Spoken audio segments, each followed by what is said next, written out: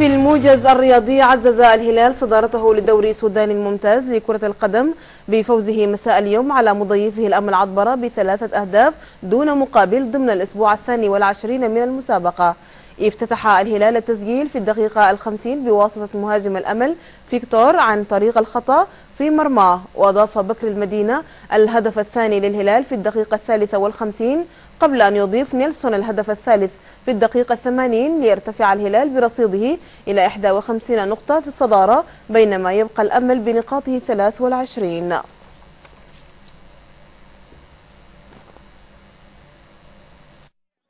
لاعب بشع تبادل كرة، عادت نيلسون يفكر في التسديد